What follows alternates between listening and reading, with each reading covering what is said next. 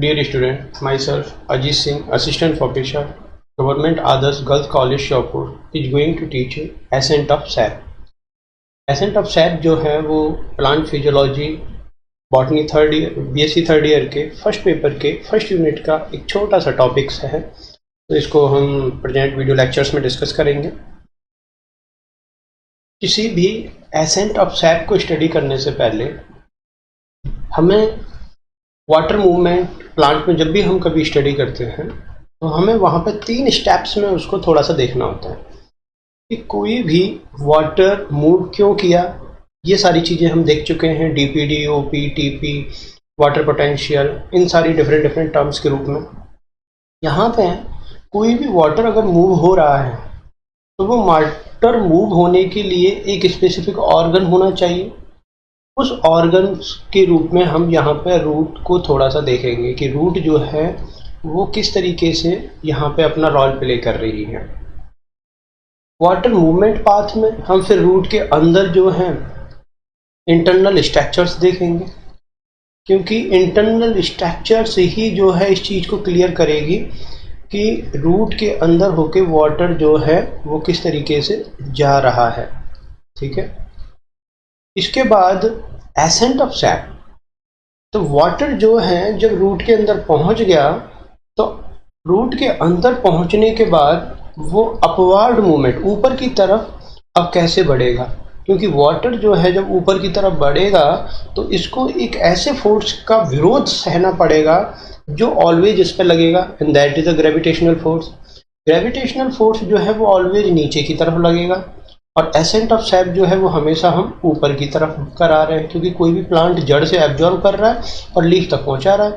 तो इसका मतलब एसेंट ऑफ सैप और ग्रेविटेशनल फोर्स ये दोनों एक दूसरे के क्या हैं, अपोजिट हैं।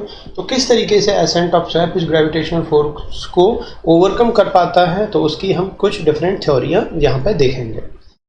तो सबसे पहले हम वाटर मूव एब्जॉर्प्शन ऑर्गन के रूप में थोड़ा सा रूट को देख लेते हैं, क्योंकि कोई भी जो रूट होती है वो चाहे मोनोकॉट में हो चाहे डाइकॉट में हो, अगर हम एक रूट की स्ट्रक्चर्स को देखें तो उसमें सबसे आगे की तरफ एक रूट कैप जोन होता है, राइट। इस रूट कैप जोन जो है एक्चुअली क्या होता है, रूट कैप जोन को थोड़ा सा हम जूम करके देखें तो रूट कैप में क्या होता है कि इस तरीके से जैसे मेरिस्टेमेटिक सेल्स ये हैं, ठीक है। ये जो मेरिस्टेमेटिक सेल्स होती हैं ये इनका काम होता है डिवीजन करना, ये बहुत ज़्यादा डिवीजन करती रहती हैं।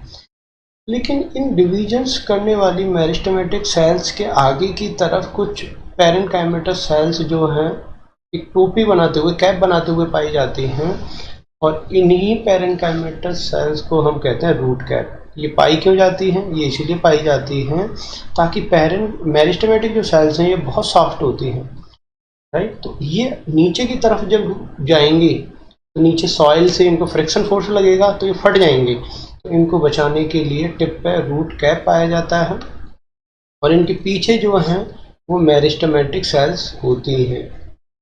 अब ये जो मेरिस्टेमेटिक सेल्स हैं ये इस जोन में पाई जा रही हैं और ये जोन कहलाता है meristematic zone, zone of cell division.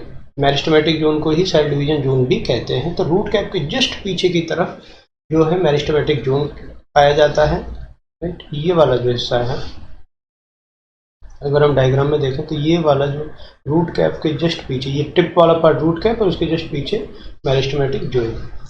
तो इस मेरिस्टेमेटिक जोन्स के नाम से क्लियर है कि भाई इस जोन में सिर्फ सेल डिवीजन होगा और मेरिस्टेमेटिक जोन्स में जो सेल डिवीजन होंगी वो अपना साइज थोड़ा सा बढ़ाएंगी। इस कारण इसके जस्ट पीछे की तरफ जो जोन पाया जाता है इसको जोन ऑफ इलॉन्गेशन या इलॉन्गेशन जोन कहते हैं। इलॉन्गेशन जोन के बाद ये वाला जो जोन है ये कहलाता है जोन ऑफ मैचुरेशन, ठीक है। क्यों, क्योंकि यहाँ तक आते आते सेल जो है वो मैच्योर हो गई हैं और उनमें रूट हेयर डेवलप हो गए। ये जो हेयर लाइक स्ट्रक्चर्स हैं ये कहलाते हैं रूट हेयर और ये यूनिसेलुलर स्ट्रक्चर्स होती हैं, ठीक है। तो जो जोन ऑफ मैचुरेशन है ये मेन एरिया है वाटर एब्जॉर्प्शन का, क्योंकि ये रूट हेयर्स जो हैं ये रूट के एब्जॉर्प्शन एरिया को बढ़ा देते हैं। और एब्जॉर्प्शन एरिया जो है जब बढ़ जाता है तो ये वाटर को ज़्यादा एब्जॉर्ब करते हैं, इसलिए मेन जो रूट में वाटर एब्जॉर्ब हो रहा है वो जोन ऑफ मैचुरेशन के द्वारा हो रहा है। जोन ऑफ एलोंगेशन, मेरिस्टेमेटिक और रूट कैप का वाटर एब्जॉर्प्शन में बहुत ही नेग्लिजिबल रोल है। जोन ऑफ मैचुरेशन जो है वो मेन आपका यहाँ वाटर एब्जॉर्प्शन एरिया है, ये आपको ध्यान रखना है, कई बार ये चीज़ पूछ ली जाती है। यहाँ पे किसी भी रूट में ये 4 जोन देखे गए हैं। सबसे फ्रंट वाला रूट केप जोन होता है जो मेरिस्टेमेटिक सेल्स को प्रोटेक्ट करता है। उसके बाद फिर मेरिस्टेमेटिक जो जोन है वो, उसके बाद फिर elongation and then root hair.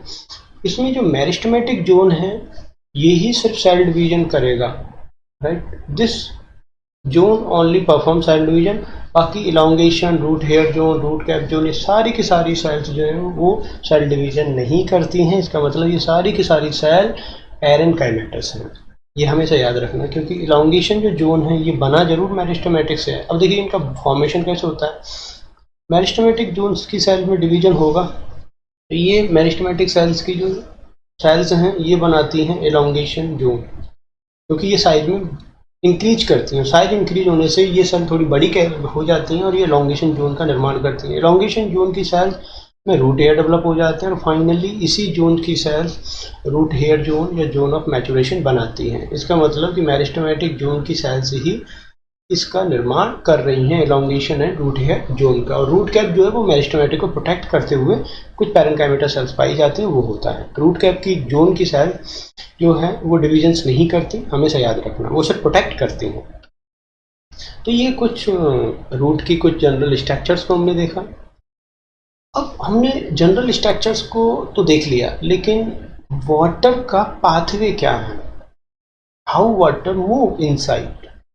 तो देखिए जब भी हम वाटर मॉलिक्यूल को देखते हैं तो वाटर जो है वो सॉइल सॉल्यूशन से अंदर की तरफ जाता है, और अगर वो बाहर से अंदर की तरफ जा रहा है तो देखिए वहाँ पे क्या क्या है।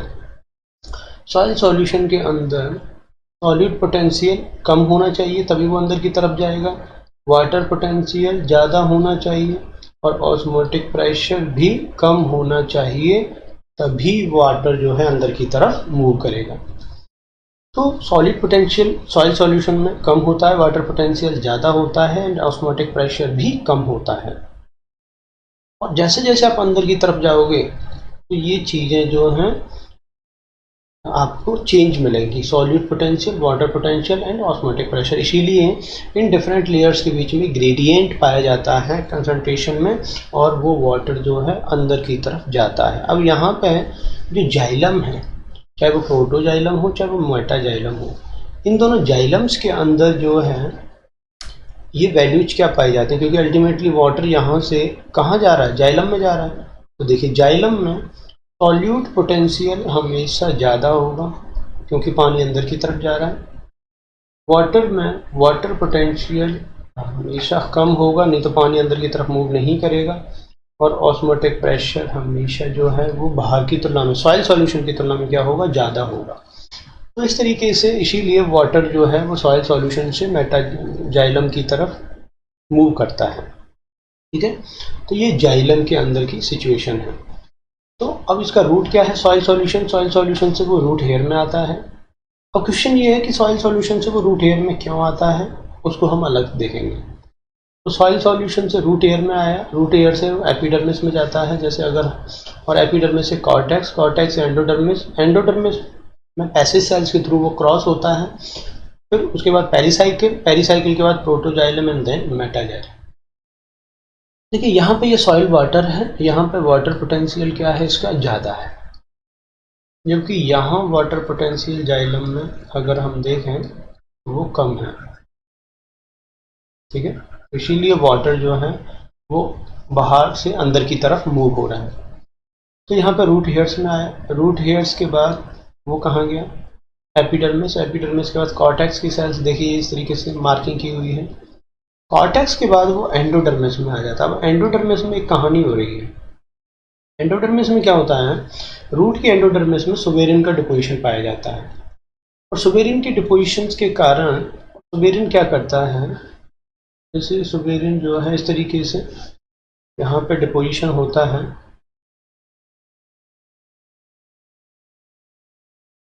सुबेरिन का इस तरीके से यहाँ पर डिपोजिशन अंदर की तरफ और लेटरल वॉल, जैसे अंदर की वॉल ये है और लेटरल वॉल साइड की वॉल होती है, इस पर इस तरीके से डिपोजिशन मिल जाता है। तो इस तरीके से सुबेरिन जो है वो डिपॉजिट हो गया है, और सुबेरिन के डिपॉजिट होने के कारण सुबेरिन जो है वो वाटर को अंदर की तरफ अलाउ नहीं करता। तो यहाँ पर सुबेरिन जो है वो अलाउ नहीं कर रहा है, तो पानी जाएगा कैसे? पानी तो यहाँ रुक गया। तो होता क्या है, एंडोडर्मिस की जो सेल्स होती हैं, कुछ ऐसी सेल्स होती है जिनमें सुबेरिन का डिपोजिशन नहीं पाया जाता, उनको पैसिव सेल्स कहते हैं, और वाटर का मूवमेंट अंदर की तरफ उन्हीं में होके होता है। पैसिव सेल्स के जस्ट नीचे पेरिसाइकिल होता है, पेरिसाइकिल के जस्ट सामने प्रोटोजाइलम, प्रोटोजाइलम से लगा हुआ है मेटाजाइलम। तो एग्जैक्ट कंडीशंस यहाँ पे पाई जाती है, इसको आगे हम टिश्यू सिस्टम में पढ़ेंगे। तो कहने का मतलब है कि इस तरीके से ये सारी व्यवस्था पाई जाती है।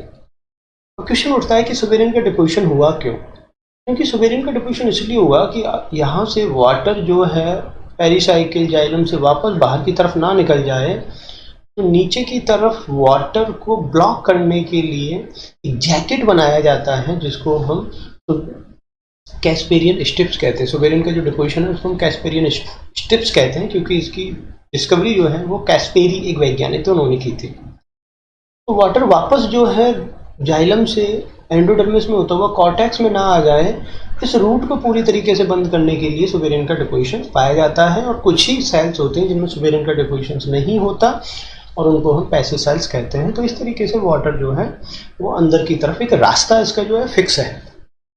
तो क्वेश्चन यहाँ पे ये उठता है कि सॉइल सॉल्यूशन से वो रूट हेयर, और रूट हेयर से एपिडर्मिस, एपिडर्मिस से कॉर्टेक्स, वो गया कैसे, कौन सा रास्ता उसने फॉलो किया? तो अगर हम इसके रास्ते की बात करें, देखिए ये तो एक फिक्स पैटर्न है कि वो इस रास्ते से जाएगा, लेकिन सेल के बीच में उनका कम्युनिकेशन हुआ कैसे? जैसे बाहर से अंदर की तरफ अगर मैं देखूं, तो मुझे एपिडर्मिस, कॉर्टेक्स, एंडोडर्मिस, पेरिसाइकिल और जाइलम इस तरीके से लगे हुए हैं। तो एपिडर्मिस से कॉर्टेक्स, कॉर्टेक्स से एंडोडर्मिस, पेरिसाइकिल, यहाँ पर 3 रास्ते हैं वाटर के जाने के। अब देखिए कौन कौन से 3 रास्ते हैं। पहला रास्ता तो है कि वो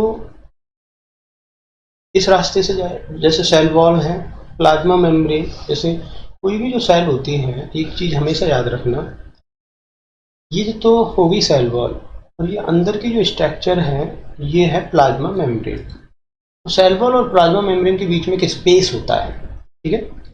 तो वाटर या तो सेल वॉल और प्लाज्मा मेम्ब्रेन के बीच के स्पेस से मूव करे इस तरीके से, ठीक है।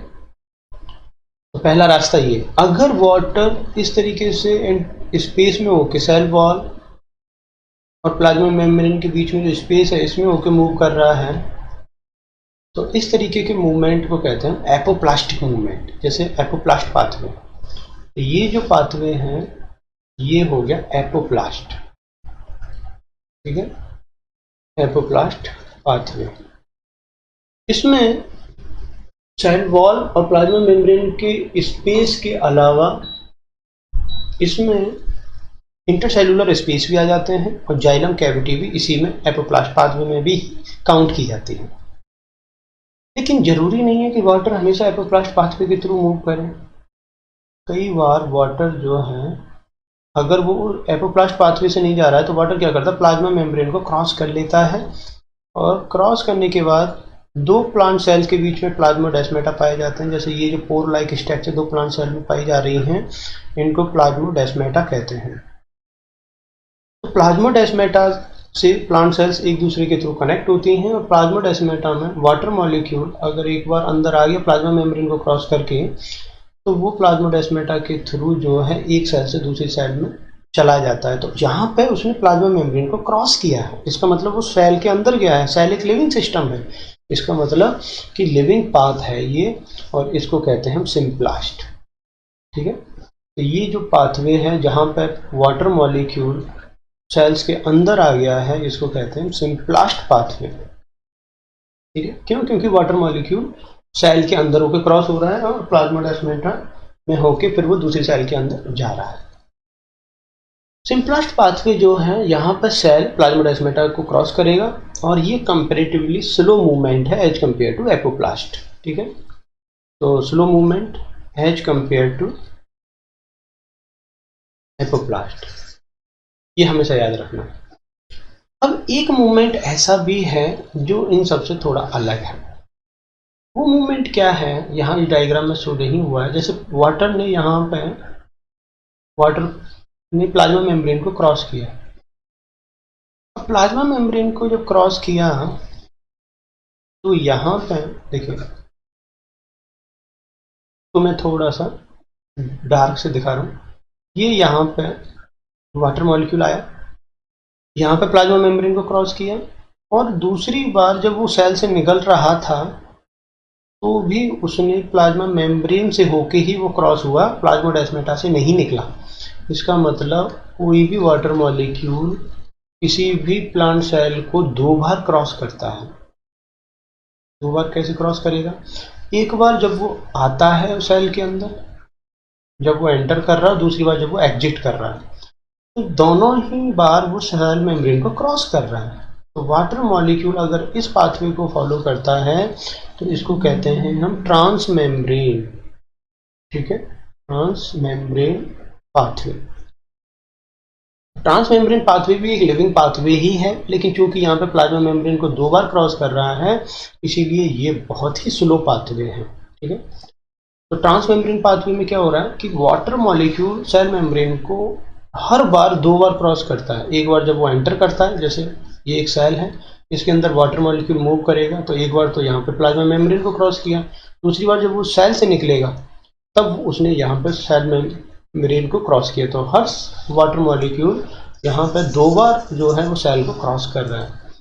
यहाँ पे जो ट्रांस मेम्ब्रेन पाथवे है ये स्लोएस्ट पाथवे है। स्लोएस्ट इसीलिए क्योंकि प्लाज्मा मेम्ब्रेन को वो दो बार क्रॉस कर रहा है, तो इसकी वाटर मूवमेंट की जो स्पीड है वो बहुत कम हो जाती है। ठीक है, तो हमने वाटर मूवमेंट का जो पाथवे है वो देखा, और वो वाटर मूवमेंट के पाथवे में ही वो तीन डिफरेंट तरीके से अंदर मूव कर रहा है।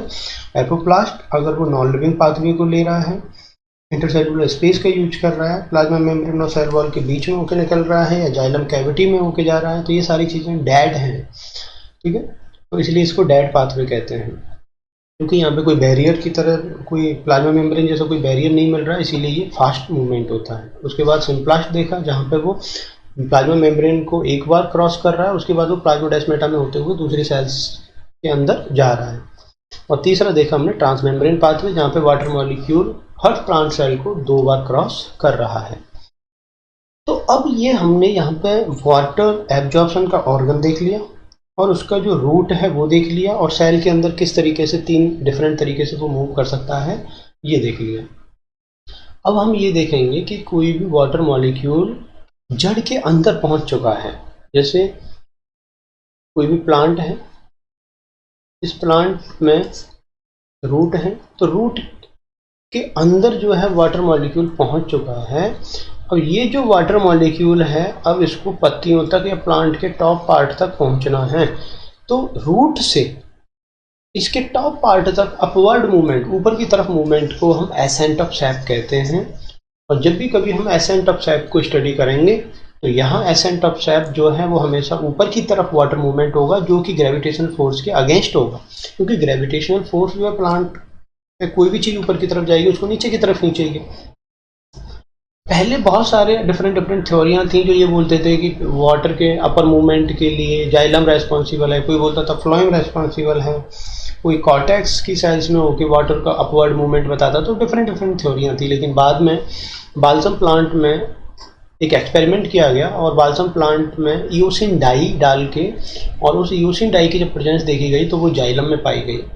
तो ईओसिन डाई जो है वो वाटर में नीचे हमने उसको सप्लाई किया था, और जब वो जाइलम में मिली, इसका मतलब ऊपर की तरफ जब वो वाटर जा रहा था तो ईओसिन डाई जाइलम में पाई गई। इसका मतलब वाटर को जाइलम जो है वो ट्रांसपोर्ट करता है। एक छोटा सा एक्सपेरिमेंट था जिसने ये प्रूव किया था कि जाइलम जो है वही उसका मेन पाथ है, वाटर को जाइलम ऊपर लेके जाता है।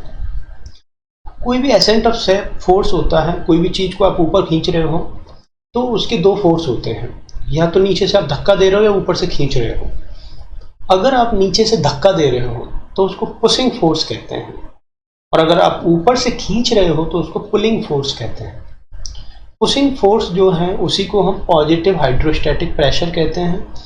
पॉजिटिव हाइड्रोस्टैटिक प्रेशर इसको इसलिए कहा जाता है क्योंकि कोई भी फोर्स जो है अगर नीचे से डेवलप हो रहा है तो इसका मतलब वहाँ पे रूट सेल्स भाग ले रही हैं, तो रूट सेल का वहाँ पे पॉजिटिव इन्वॉल्वमेंट है, इसलिए इसको पॉजिटिव हाइड्रोस्टैटिक प्रेशर कहा जाता है। पुलिंग फोर्स में रूट सेल्स का डायरेक्ट इन्वॉल्वमेंट नहीं होता है, रूट सेल्स यहाँ पर सिर्फ एक रास्ता दे रही हैं, उनका इस फोर्स के डेवलपमेंट में कोई खास कंट्रीब्यूशन नहीं है, इसीलिए इसको पुलिंग फोर्स कहते हैं। और पुलिंग फोर्स को ही हम नेगेटिव हाइड्रोस्टैटिक प्रेशर कहते हैं, ये हमेशा याद रखना। अब इसमें दो थ्योरी दी जाती हैं, root pressure theory and translation pull या कोहेशन फोर्स थ्योरी।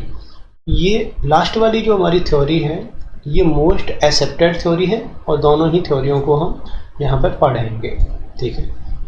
तो एक एक करके देखते हैं।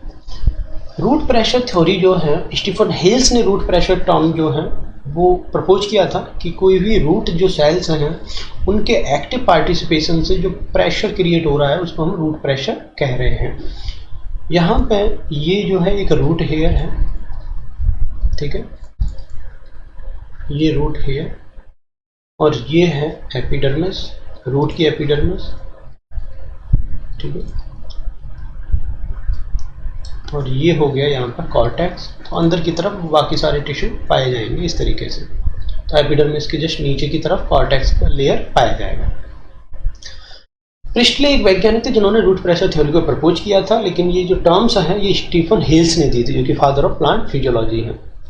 अब देखिए होता क्या है, यहाँ पे बड़ा एक इंटरेस्टिंग पैटर्न हो रहा है। यहाँ बाहर की तरफ सॉल्यूट पोटेंशियल कम होता है, वाटर पोटेंशियल ज़्यादा है, क्योंकि वाटर की मात्रा ज़्यादा है, सॉल्यूट कम है, कंसंट्रेशन कम है, इसलिए सॉल्यूट पोटेंशियल कम है। या अब ये सॉल्यूट और वाटर हमेशा कंफ्यूज करेंगे, तो एक काम करते हैं, हम सॉल्यूट पोटेंशियल को यहाँ से हटा देते हैं, वाटर पोटेंशियल जो है उसी की हम बात करते हैं, क्योंकि उसमें आपको ध्यान रखना थोड़ा ज़्यादा ईजी हो जाता है। तो जब रूट सेल्स होती हैं, रूट सेल्स जो हैं वो हमेशा वाटर को अंदर की तरफ एब्जॉर्ब करेंगी। तो ये क्या करती हैं, पानी हमेशा अंदर की तरफ मूव कब होगा, जब अंदर की तरफ कंसंट्रेशन ज़्यादा हो सॉल्यूट की। तो सॉल्यूट की कंसंट्रेशन अंदर ज़्यादा होगी, इसके लिए ये ज़रूरी है कि सॉल्यूट की कंसंट्रेशन को अंदर ज़्यादा मेंटेन रखा जाए। इससे ऑस्मोटिक प्रेशर क्या होगा, ज़्यादा होगा, और पानी जो है बाहर से अंदर की तरफ आएगा, एंडोऑस्मोसिस होगा। तो ये रूट सेल्स क्या करती हैं, एटीपी के खर्चे से एक्टिव ट्रांसपोर्ट के द्वारा अंदर की तरफ सॉल्यूट कंसंट्रेशन ज़्यादा रखती हैं। अब सॉल्यूट जो है अंदर कंसंट्रेशन ज़्यादा है और फिर भी वो अंदर ही आ रहा है, इसका मतलब एक्टिव ट्रांसपोर्ट हो रहा है। जब सॉल्यूट की कंसंट्रेशन ज़्यादा होगी तो ऑस्मोटिक प्रेशर क्या होगा बच्चों, ये भी ज़्यादा होगा, और ऑस्मोटिक प्रेशर अगर ज़्यादा होगा तो वाटर पोटेंशियल क्या हो जाएगा, कम हो जाएगा, क्योंकि ऑस्मोटिक प्रेशर वाटर पोटेंशियल एक दूसरे के उल्टे होते हैं। तो इस तरीके से सॉल्यूट कंसंट्रेशन ज़्यादा मेंटेन रखती है रूट सेल्स अंदर, रूट एयर के अंदर, और वो ऑस्मोटिक प्रेशर को ज़्यादा बनाए रखता है। वाटर पोटेंशियल फाइनली क्या हो जाता है, रूट सेल्स के अंदर कम हो जाता है। जबकि बाहर की तरफ वाटर पोटेंशियल ज़्यादा है तो पानी जो है वो बाहर से अंदर की तरफ आने लगता है। जब पानी यहाँ पे अंदर की तरफ आएगा तो यहाँ पे वाटर पोटेंशियल क्या हो जाएगा, बढ़ जाएगा।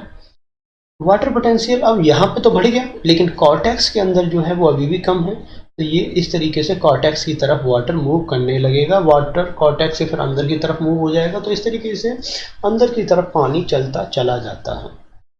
तो यहाँ पे जो एक प्रेशर अंदर पैदा हुआ है पानी के अंदर जाने के लिए, उसमें रूट सेल्स का एक्टिव पार्टिसिपेशन है। रूट सेल्स अगर यहाँ पे एक्टिव ट्रांसपोर्ट के द्वारा सॉल्यूट कंसंट्रेशन को ज़्यादा मेंटेन नहीं करती तो क्या ऐसा हो पाता, नहीं हो पाता। तो कहने का मतलब है कि जो सॉल्यूट कंसंट्रेशन है वो ज़्यादा मेंटेन की गई रूट एयर के अंदर, जिससे ऑस्मोटिक प्रेशर ज़्यादा बना और इसके अंदर वाटर पोटेंशियल डाउन हो गया।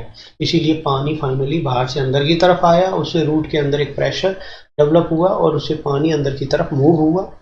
इसको हम रूट प्रेशर कहते हैं। रूट प्रेशर को पॉजिटिव हाइड्रोस्टैटिक प्रेशर कहते हैं, या पुशिंग फोर्स भी ये कहलाता है। क्यों, क्योंकि यहाँ पे जो है रूट सेल्स एक्टिवली पार्टिसिपेट कर रही हैं। अब रूट प्रेशर थ्योरी जो है, अगर आपको कभी रूट प्रेशर को विजुलाइज करना है तो वह छोटा सा एक प्लांट लीजिए, उसको ऊपर से काट देना और स्टेम पे छोटी छोटी वाटर ड्रॉप्स आ जाएंगी नीचे वाले लोअर पार्ट पे। तो क्यों वो वाटर ड्रॉप्स क्यों आई?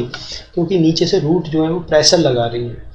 लेकिन इस थ्योरी में एक थोड़ा सा जो सबसे बड़ा ड्रॉबैक था वो ये था कि रूट प्रेशर जो है वो वैल्यू जो है इसकी, रूट प्रेशर की वैल्यू लो है, और रूट प्रेशर वैल्यू लो होने के कारण जो है ये बहुत ज़्यादा हाइट तक वाटर को नहीं पहुंचा सकता था। तो जरूर कोई और भी ऐसी मतलब फोर्स है जो रूट प्रेशर के साथ वहाँ पे काम कर रहा है, इसलिए रूट प्रेशर वैल्यू लो थी। तो रूट प्रेशर वैल्यू लो होने के कारण वो बहुत ज़्यादा हाइट पे पानी को नहीं पहुंचा पा रहा था। ये इस थ्योरी का सबसे बड़ा एक ड्रॉबैक था। तो रूट प्रेशर जो है उसमें, अब देखिए रूट प्रेशर जो है, इसके अलावा जो दूसरी थ्योरी थी वो थी डिक्सन एंड जॉली की ट्रांसपिरेशन पुल थ्योरी। ट्रांसपिरेशन जो पुल थ्योरी है वो क्या है, यहाँ पे ये थ्योरी ये कहती है कि भाई जो ट्रांसपिरेशन है वो एक फोर्स डेवलप कर रहा है, राइट। जैसे ट्रांसपिरेशन में होता क्या है कि ट्रांसपिरेशन से देखिए यहाँ पे ये वाटर लॉस हुआ स्टोमेटा के थ्रू, ठीक है। वाटर लॉस होने के कारण यहाँ की सेल्स में पानी की कमी हुई, वाटर पोटेंशियल जो है वो, या हम बात करें पानी की कमी की बात कर लें, चलो हम बार बार, या ये करें ऑस्मोटिक प्रेशर, तो यहाँ पे ऑस्मोटिक प्रेशर क्या हुआ, बढ़ गया क्योंकि यहाँ पानी की कमी हुई। तो इसने नियर बाई सेल से वाटर लिया, नियर बाई सेल्स के अंदर पानी की कमी हुई तो यहाँ ऑस्मोटिक प्रेशर बढ़ गया, इसने फिर नियर बाई सेल से लिया। तो इस तरीके से ये वाटर की कमी जाइलम से पूरी हुई, जाइलम ने इस वाटर की कमी को पेरिसाइकिल सेल से पूरा किया, क्योंकि पेरिसाइकिल सेल से जब वाटर को लिया गया जाइलम के द्वारा तो यहाँ पेरिसाइकिल सेल में ऑस्मोटिक प्रेशर बढ़ गया। पेरिसाइकिल सेल ने कॉर्टेक्स सेल से वाटर ले लिया तो वो कॉर्टेक्स के अंदर ऑस्मोटिक प्रेशर बढ़ गया। फाइनली रूट हेयर सेल जो होती हैं इनसे इस वाटर की पूर्ति की जाती है और रूट हेयर सेल्स के अंदर ऑस्मोटिक प्रेशर क्या हो गया, बढ़ गया। अब रूट हेयर सेल्स जो हैं उसके जस्ट बाहर सॉइल सॉल्यूशन है जहां ऑस्मोटिक प्रेशर कम होता है। तो ऑस्मोटिक प्रेशर लो से ऑस्मोटिक प्रेशर हाई की तरफ वाटर मूव करता है, इसीलिए रूट हेयर सेल्स के अंदर वाटर एंटर हो जाता है। तो कहने का मतलब है कि रूट हेयर के थ्रू ये एंटर तो हो रहा है, लेकिन ये रूट हेयर के अंदर क्यों हुआ, ये फोर्स कहाँ पे पैदा हुआ, तो ये यहाँ ट्रांसपिरेशन के कारण ये फोर्स पैदा हुआ। तो इसको हम कहते हैं ट्रांसपिरेशन पुल थ्योरी। मतलब ट्रांसपिरेशन से यहाँ पे एक फोर्स पैदा हुआ, उसने पानी को खींचा, पुल किया और इस तरीके से वाटर ऊपर की तरफ मूव किया। तो ट्रांसपिरेशन जो पुल थ्योरी है, यहाँ पे जो रूट सेल्स हैं इन्होंने देखो कोई भी फोर्स नहीं पैदा किया, इन्होंने सिर्फ एक रास्ता दिया। तो ट्रांसपिरेशन जो पुल थ्योरी है वो यही कहती है कि जो मेन फोर्स है वो ट्रांसपिरेशन से पैदा हुआ है, ट्रांसपिरेशन से वाटर की कमी पैदा होती है जो फाइनली जो है एक सीक्वेंशियल वे में रूट हेयर में ट्रांसफ़र कर दी जाती है और रूट हेयर जो है वो इस कमी को बाहर सॉइल पार्टिकल्स के मौजूद वाटर से पूरा करते हैं।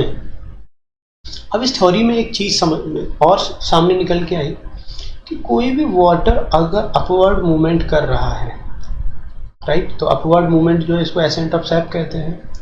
तो एसेंट ऑफ सैप मतलब वाटर कॉलम जब ऊपर की तरफ मूव करेगा तो इस वाटर के भीतर ऐसी क्या प्रॉपर्टीज हैं कि ये कंटिन्यूस वे में ऊपर की तरफ चला जा रहा है, ये टूट नहीं रहा है, राइट।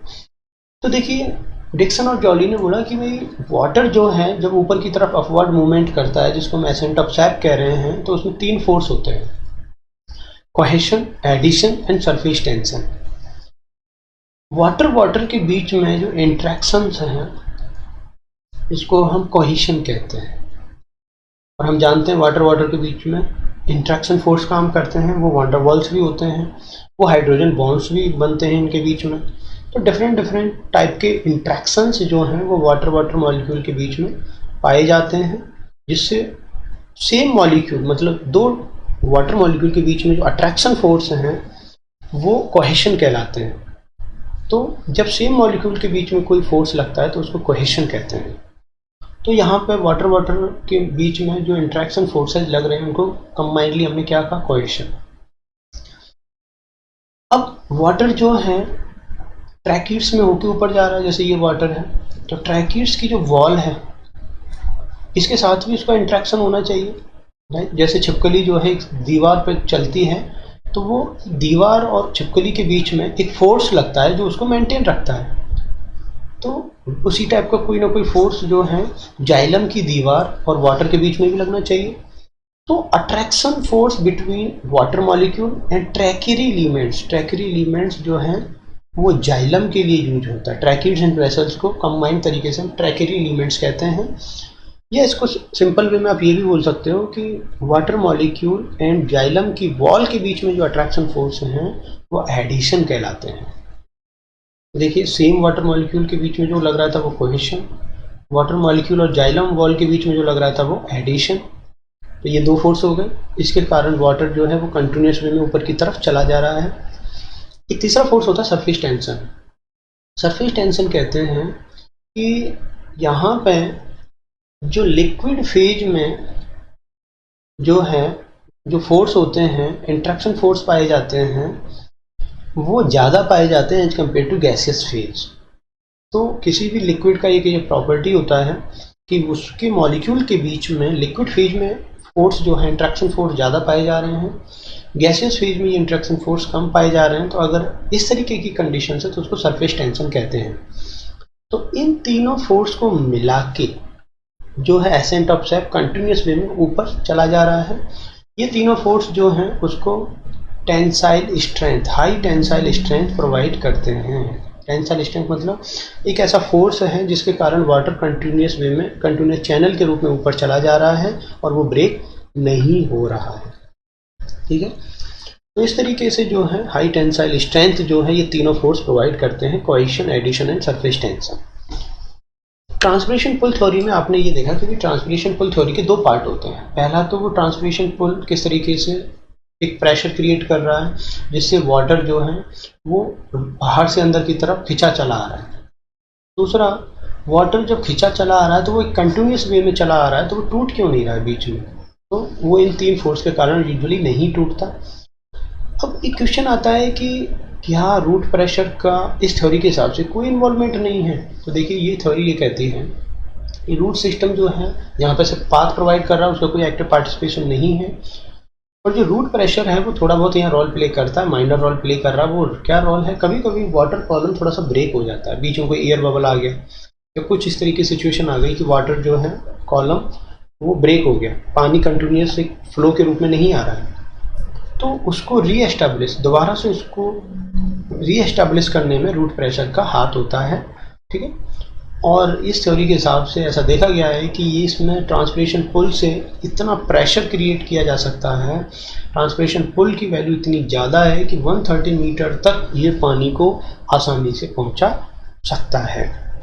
तो हमने यहाँ पर डिफरेंट थ्योरियों के माध्यम से ये समझा कि किस तरीके से एसेंट ऑफ सैप जो है वो हो रहा है, पानी के अंदर जो है वाटर किस तरीके से जा रहा है। उम्मीद करता हूँ कि प्लांट फिजियोलॉजी के डिफरेंट वीडियो लेक्चर्स के माध्यम से आपको यूनिट फर्स्ट क्लियर हुआ होगा। Thank you.